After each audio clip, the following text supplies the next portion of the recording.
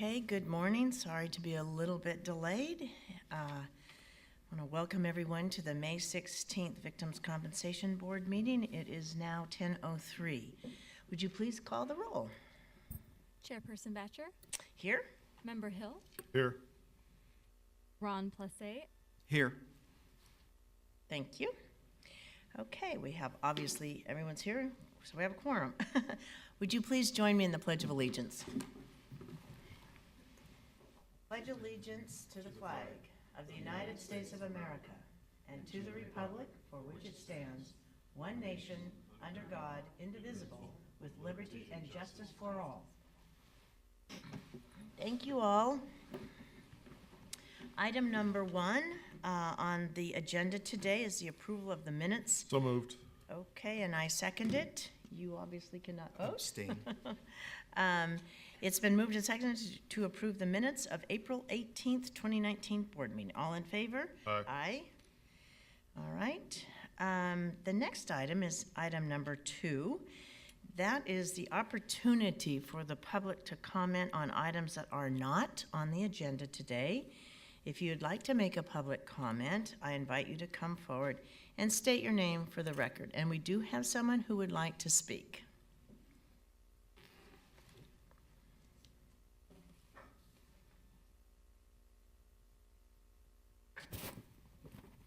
Good morning, Madam Chair and members. My name is Delilah Clay with Manat Phelps & Phillips. I'm here on behalf of Bet Zedek. Good morning. Good morning. Bet Zedek is a legal aid clinic in Los Angeles that serves a number of human trafficking victims. Bet Zedek is actually one of the co-sponsors of AB 629, authored by Assemblywoman Christy Smith. The bill would allow human trafficking victims to receive limited compensation for lost income from the Victims' Compensation Board. I know Bet Zedek and the Coalition to Abolish Slavery and Trafficking have had ongoing conversations with the board and its staff, and we very much appreciate that Comptroller Yee has been supportive of these efforts. Victims of human trafficking face unique challenges in being able to access services to help with reintegration into their communities, and we believe that this bill is an important step towards helping address some of those challenges. So with that, we hope to get to a place where the full board can take a support position. Thank you very much. Thank you, Ms. Clay. Appreciate it very much. Thank you. Is there anyone else from the public who would like to speak on an item that is not on the agenda today? Okay, seeing none, we'll move on to item number 3 on the agenda, which is the Executive Officer's Statement. Julie, would you like to give us your statement? Good morning, Madam Chair and members. Well, Good morning. hello to you too. They're working now. Yeah, they are working much better than they were. Okay, I have 2 items for you this morning. Start with, as we all are aware, on April 27th, there was a tragic mass shooting at the Chabad Synagogue in Poway, San Diego County, and unfortunately 1 woman was killed and 3 other people were injured, including the rabbi of that synagogue. In response to this tragedy, CalVCB worked with San Diego County District Attorney's Office and the Federal Office of Victims of Crime through their Training and Technical Assistance Center and hosted 3 informal forums for victims and families. They were held on May 7th and May 8th. It was an opportunity to share information on how victims and family members can recover from mass violence incidences, understanding and coping with trauma, and we also provided information about victim resources. And once again, a shout out to Anita, who's our point person on mass violence incidents and works very closely with the Federal Office of Victims of Crime. And they were able to also come out to Poway and be part of that. So conversations are continuing about the continued immediate needs as well as longer term needs. So as we've experienced many times over the past few years, we'll be in close contact with the local officials in San Diego County, as well as our counterparts at Cal OES and the Training and Technical Assistance Center to determine whether there'll be a need for another anti-terrorism grant. We're just now beginning to the implementation of the grant for the last event through the County of Ventura. So Again, we're becoming, experts and leaders in this field, unfortunately, but with some very positive results. So switching gears, during the month of May, we continue our soft launch deployment of our Cal VCB Online, which debuted quietly. We call it a soft launch on April 4th. This, as you know, allows applicants to apply online with a computer, a tablet, or a smartphone. And I always like to give you numbers so you can see and measure progress. Since April 4th, we have over 385 applications received via that online, and 350 service provider accounts have been created. So now we have our provider portal, if you will, and our victim. We'll next be working on the portal for advocates, and then from there, law enforcement, et cetera. So we're continuing to fine-tune. Public response has been very positive. I'm very proud of the effort, and as I often like to remind you, this was a system that was built in-house with state IT staff. No, it was great. So- Just super. I'm glad to hear progress being made and that it's working well and Right. that our providers are using it well. Right, providers and victims Yes, can direct help. fantastic. As I said last month, I want to take this on the road to about 25 other departments in the state. We'll be happy to be there with you. Thank you. Great. Are there any questions of Julie on her report? Okay, moving on therefore to the legislative report. Lorinda, I think you're going to give that to us today. Yes, good morning, Madam Chair. There are a number of changes for the legislative update that have happened since the binder went to print. I will tell you the first one is that AB 1830, which is the first one on page 1, that did pass out of the Assembly Appropriations Committee yesterday morning. So that's exciting for us. And then the rest of them all have the same update, and that's that they are on for a suspense hearing in the Assembly Appropriations Committee this morning, and that applies to AB 227, AB 351, AB 415, AB 629, AB 702, AB 927, AB 1449, AB 1764, SB 144, SB 269, and finally SB 375. A lot of activity in the building today, that's for sure. Definitely. Okay. Any questions from the board on the legislative report? All right, thank you. We'll now move on to the Victim Compensation Program portion of our agenda. The next item is the proposal to approve Trauma Recovery Center grant awards that will be presented by Robin. Hi, Robin, Assistant Deputy Executive Officer. Good morning, board members. Is this on? Yeah, okay. Yeah. My name is Robin Femmelby. I'm the Assistant Deputy Executive Officer for the California Victim Compensation Board. Today, I'm presenting the board item requesting approval on the proposal to approve 2 Trauma Recovery Center grant awards for fiscal year 2019-20 funding. This was based on a second notice of funds available as posted on March 21st due to remaining funds for our next fiscal year. Based on the applicant's response and careful evaluation by staff, today 2 trauma recovery centers are being recommended for funding. The funding recommendation is for a combined award of $3 million, $3,086,109. One will be to Fathers and Family of San Joaquin in the amount of $1,851,655, and the second to Special Services for Group in the amount of $1,234,444. This will be a continuation of funding for both of these TRCs, Trauma Recovery Centers. Today, present with us, representing the proposed grantee organizations, we have Gaudi Sanchez, the clinical coordinator, and Devetta Jackson-Young, a therapist at the Stockton Trauma Recovery Center. And then we also have online watching us, Jennifer Young from Special Services for Group. Great, super. Would either of you like to make any comments? You don't need to, but you're welcome to if you'd like.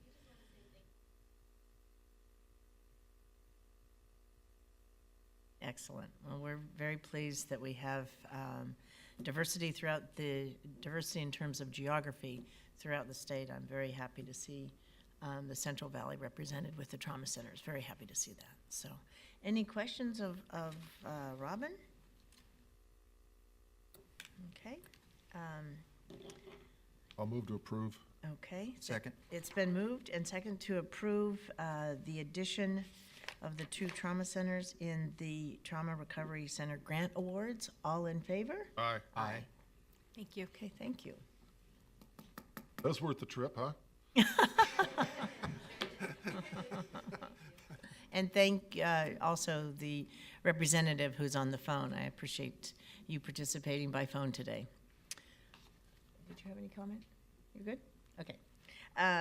The board will now convene into a closed session pursuant to Government Code Section 11126C3 to discuss numbers 1 through 49 of the Victim Compensation Program, with the exception of item number 9, which has been removed from the agenda. Okay.